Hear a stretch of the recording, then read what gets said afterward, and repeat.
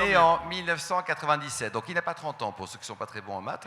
Ensuite, tu es donc le fiston de Cécilia et de Nicolas, et tu as beaucoup étudié, hors de France aussi, y compris dans une école militaire. Raconte-nous un peu tes études.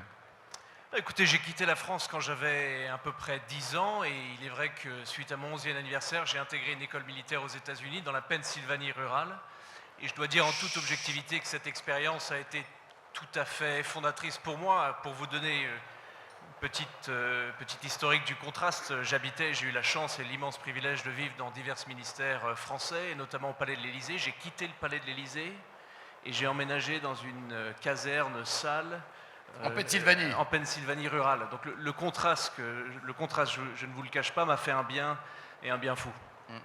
Alors ensuite, retour en France, et puis quel regard tu poses sur le journalisme en France? Tu es proche de RMC, de LCI également. Et donc toi, ça te plairait d'être journaliste? Parce que tu as un peu de fond quand même, non? Non, absolument pas. J'ai la chance, et vraiment je le dis du fond du cœur, parce que j'aime profondément ma chaîne LCI, j'aime ma radio RMC, j'ai la chance d'occuper ces plateaux aujourd'hui. Mais la carrière de journaliste ou de commentateur n'est pas pour moi. C'est d'ailleurs pour ça que je m'en éloigne aujourd'hui et que j'ai l'immense privilège et honneur d'être au centre d'une campagne pour la mairie de Menton, une campagne municipale de mars 2026. Ouais.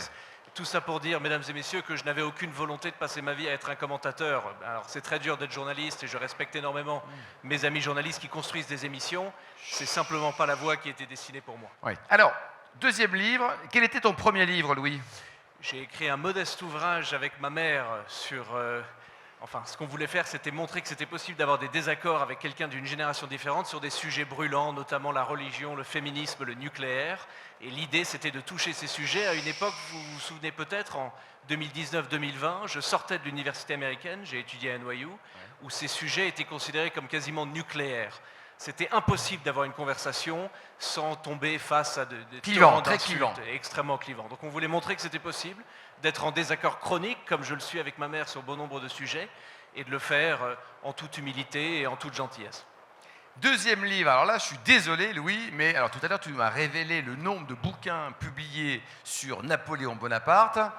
Alors tiens, on va faire une question. À votre avis, combien de bouquins, il y a la réponse, combien de bouquins dans le monde ont été publiés sur Napoléon? Allez. 100, ensuite. Des milliers. Des millions. Bon alors la réponse est... Mesdames et messieurs, il y a eu 1,5 livre publié sur Napoléon par jour, tous les jours depuis sa mort en 1821. Donc on compte à peu près 300 000 et quelques livres. C'est la bibliographie la plus immense de l'histoire humaine, plus que César, plus que Jésus, plus que Mahomet, plus que n'importe qui. Donc la question c'est qu'est-ce que tu apportes de plus? Parce qu'il y a déjà un paquet de bouquins là, non? Alors quand on s'attaque à une telle bibliographie, c'est à la fois inquiétant et à la fois rassurant.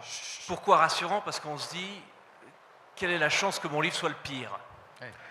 Relativement assez bas et assez inquiétant parce qu'on se dit il faut quand même se démarquer.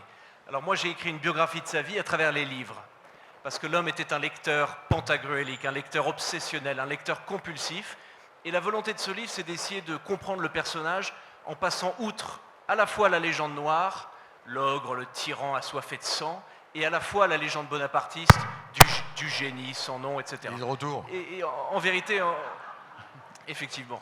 En vérité, si je me baladais, mesdames et messieurs, dans vos librairies ou dans vos salons aujourd'hui et que je consultais vos bibliothèques, je pense que je pourrais deviner pas mal de choses sur qui vous êtes, sur votre caractère, sur vos inclinaisons. C'est ce que j'ai essayé de faire, séparé de 2 siècles et demi, avec l'empereur. Qu'est-ce qui t'a ton meilleur souvenir ou ton pire souvenir de découverte sur Napoléon? Qu'est-ce qui t'a ému positivement? Qu'est-ce qui t'a ému négativement? Écoutez, ou en tout cas une émotion? Si vous demandez aux Napoléoniens, aux historiens napoléoniens, quel est votre Napoléon préféré, vous constatez qu'il y a en fait beaucoup de Napoléons.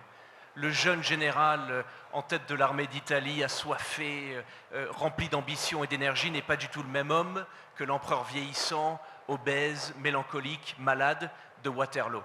Et mon Napoléon préféré, celui qui est le plus touchant, c'est celui sur Sainte-Hélène, celui qui a perdu l'Empire, qui a perdu son fils, qui a perdu sa femme, qui a perdu les titres, qui a perdu les armées, qui a perdu les royaumes et les duchés, et qui se retrouve avec une seule chose, les livres.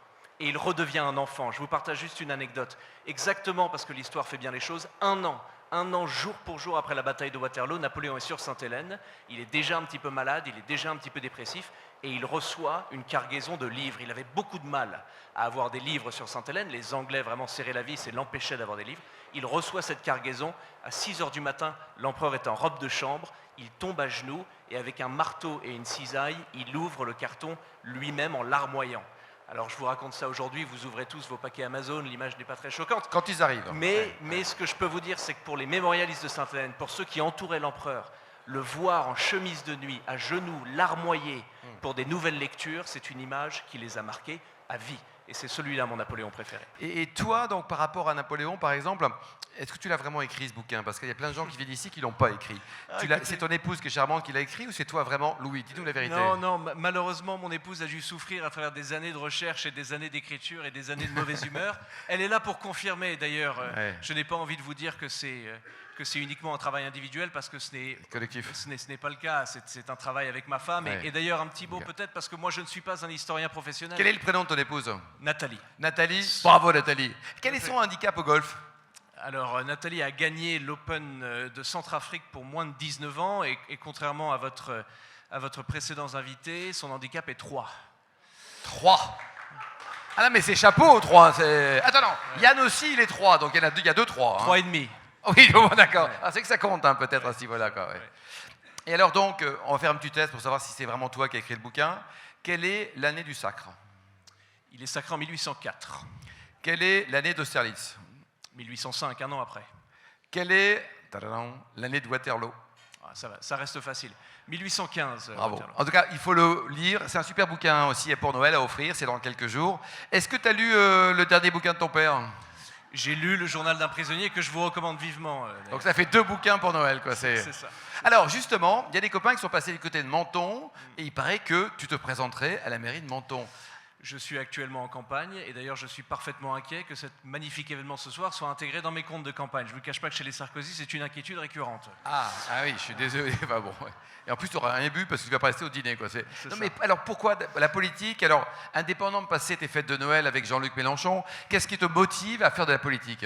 Alors écoutez, ça c'est une de ces questions qui est parfaitement étrange pour moi parce que depuis 6 mois, depuis 8 mois, depuis 1 an à Menton, j'ai construit une équipe, nous construisons un programme, nous avons des élus avec nous, nous nous battons pour nos idées. C'est l'expérience la plus parfaitement excitante de ma jeune et de ma courte vie. On est face au Rassemblement national, face à la députée, élue à 57% au premier tour, une femme intelligente, une femme qui a un vrai programme, c'est très très dur, c'est pas du tout donné, il y a un vrai glissement du Front National dans mon territoire et dans mon département, mais Dieu sait que le combat en vaut la peine, je vous laisserai avec ceci, le risque de la défaite, mesdames et messieurs, est un minuscule prix à payer face à l'excitation et la beauté du combat qu'est le nôtre aujourd'hui. Donc quelle est la valeur de la politique? C'est le combat et le risque. Alors, rien à voir avec la politique, hein, les sports de combat. Il paraît que tu en as profité. Tu as découvert quelque chose qui t'a beaucoup ému. C'est quel sport déjà? Je pratique le jiu-jitsu brésilien. Et alors ce sport, tu l'as découvert comment? Tu étais aux États-Unis ou tu l'as découvert en J'étais aux Europe? États-Unis et je me souviens parfaitement, je rentre dans un dojo pour la toute première fois. Je venais de terminer ce bouquin incroyable de Eiji Yoshikawa sur la vie de Musashi, le plus grand samouraï, un peu le père fondateur des arts martiaux modernes. Et je vois un homme avec des cheveux sel-poivre, un peu grisonnant, cinquantaine, soixantaine, un petit ventre. Oh, ça On va, ressemblait un oh, petit peu ouais. d'ailleurs, en toute objectivité. Attends-toi là. Voilà. Et je me dis, mais cet homme n'est Ouais. clairement pas un sportif, enfin, c'est pas quelqu'un, je dois être au mauvais endroit. Et en fait, je me rends compte que l'homme est tatoué, la totalité de son torse et de son dos et de ses bras, de tatouages traditionnels japonais.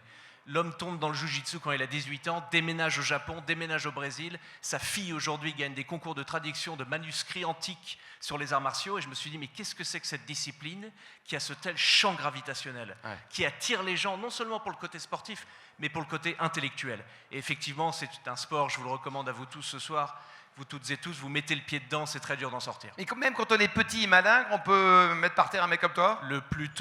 Alors le poids joue un rôle, il ne faut Ouais. pas se mentir, mais le principe du jiu-jitsu, c'est que la technique est plus importante que le poids et que la force. Si vous avez des filles notamment, mesdames et messieurs, c'est particulièrement important que vous les mettiez à ce sport et le plus vite possible. Commencez tôt et à 18 ans, 19 ans, ils se font une ceinture noire, vous n'aurez plus jamais à vous inquiéter de leur sûreté. Bon, il paraît que tu collectionnes les pièces de monnaie anciennes. C'est logique pour un politique, non? Je suis un numismate amateur, c'est vrai. Je collectionne les pièces grecques et les pièces romaines. J'ai quelques pièces anglo-saxonnes aussi. Et alors toi, par exemple, côté vin, et également restauration, gastronomie, est-ce que tu as une émotion qui t'a... bon, alors évidemment, pas forcément un restaurant à Menton, enfin je suppose que tu es obligé de dire oui, mais est-ce qu'il y a autre chose qui t'a Alors, ému? il est vrai que nous avons un immense chef à Menton, Ah Mauro ben voilà. Colagreco. Vous me permettez mon petit moment d'électoralisme ce soir, mesdames et messieurs, qui est un ami à moi et qui a le Mirazur, le meilleur restaurant du monde en 2019. Mais en toute objectivité, moi je ne suis pas très gastronomique, je n'y connais absolument rien, je suis plus bière que vin, si je dois être parfaitement honnête avec vous ce soir. Et c'est très difficile pour moi de nommer quelque chose d'autre que les pâtes agla et olio que ma femme fait le soir à 18h30, quand nous sommes tous les deux avec un bon verre de whisky et Friends à la télé. Ouais, c'est top ça.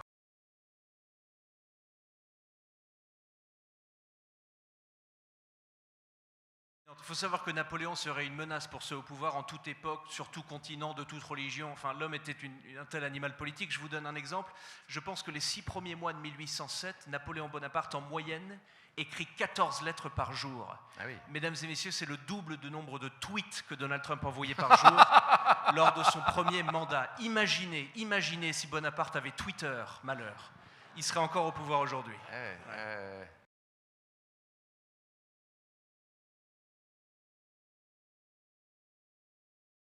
C'est le mélange d'une volonté et d'une opportunité. Il est vrai que nous avons vécu aux États-Unis avec ma femme pendant pas loin de 14 ans plus tôt. J'ai été destiné à une carrière dans l'armée américaine.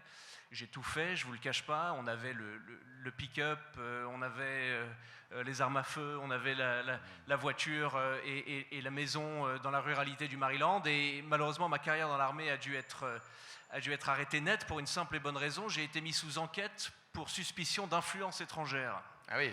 Je vous laisse deviner quel devait être le soupçon de mes gradés. Et donc ma carrière dans l'armée fut coupée à court au moment même où je commençais à écrire pour Le Figaro et à consulter pour LCI pour l'élection américaine de 2024.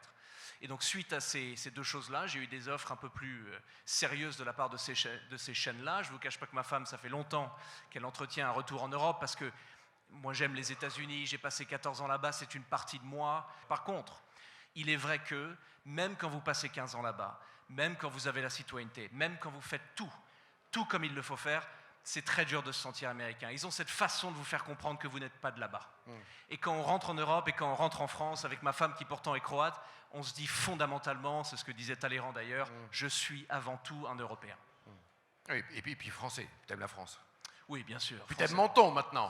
Et j'aime profondément. Comment t'as atterri à Menton d'ailleurs? Pourquoi pas Maubeuge Donc on choisit Menton parce que c'est une petite moyenne ville, parce qu'il y a une vieille ville, une des plus belles villes de France, parce qu'il y a la montagne, parce qu'il y a la mer, parce qu'il y a Monaco, parce qu'il y a l'Italie. Le citron. Parce qu'il y a l'huile d'olive, parce qu'il y a le citron, parce que c'est le soleil 300 jours par an, parce que c'est une ville qui se rajeunit, contrairement à ce qu'on dit, Menton est une ville de jeunes. Ah oui.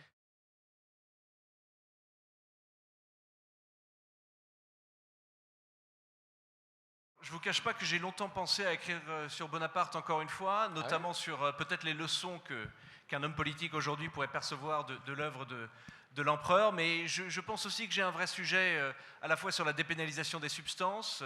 Je suis convaincu d'être du bon côté de l'histoire, malgré le fait que ce ne soit pas du tout populaire avec mon électorat. Et alors toi, donc maire, j'espère, on te souhaitait de gagner. Est-ce que tu as envie d'aller plus loin, député, enfin continuer ou te limiter au départ, hein, tu as moins de 30 ans. Non. C'est quoi ton ambition? Ma seule et mon unique ambition est d'être maire de Menton. C'est tout. Si vous me réinvitez dans 10 ans, on pourra avoir une autre conversation, mais aujourd'hui, c'est cela. Ah oui, bah, évidemment, aujourd'hui. Pas donc 2027, on compte pas sur toi, quoi. Non, pas 2027, quand même, un peu d'humilité. C'est vrai. Qu'est-ce que tu penses de Bardella? Écoutez, je pense que l'homme clairement a un immense talent, il est très jeune, ça m'étonne d'ailleurs toujours quand on dit qu'il ne travaille pas, enfin pardonnez-moi, il est président du premier parti de France à 28 ans, ça m'étonne que l'homme ne travaille pas, mais il est vrai que je trouve que la vraie erreur de M. Bardella, c'est qu'il ne fait pas d'erreur. Je le trouve extrêmement lisse.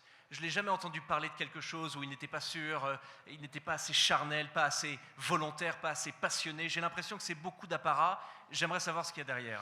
Allez, pour terminer, année de naissance de Napoléon. 1769. Allez, on applaudit chaleureusement Louis Sarkozy, merci, oui, bravo. Et son épouse aussi, hein, les deux. Hein.